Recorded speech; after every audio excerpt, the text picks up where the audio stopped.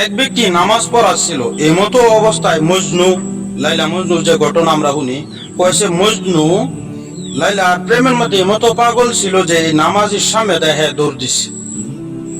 তখন এই নামাজি ব্যক্তি নামাজটা সম্পূর্ণ করলো, পুরা করে আহিরা গেরা মজনুর আত ধরলো, ধরে কইলো, ও আল্লাহর বান্দা, তুমি আমার নামাজটারে কি করে দিলা, বরবাদ করে দিলা।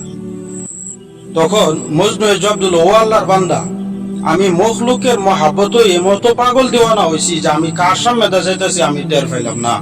আর তুমি খালিক অর্থাৎ আল্লাহর মহাব্বতে তুমি নামাজ পড়তাছ, তোমার সামনে কে যা তুমি টের পাও। আমরা নামাজের অবস্থা হয়েছে এটা, যে আমরা নামাজ পড়ি আর নামাজ পড়ে দোয়া করি। যে পাকের মধ্যে পাওয়া যায় যে ফরজ নামাজ পড়ে যদি দোয়া করি তাহলে দোয়া নিশ্চয়ই কবুল হয়, কিন্তু ওখানে আমরা শত শত দোয়া করি, দোয়া কিন্তু কবুল হয় না, কারণ আমরা নামাজের মতো নামাজ পড়ি না।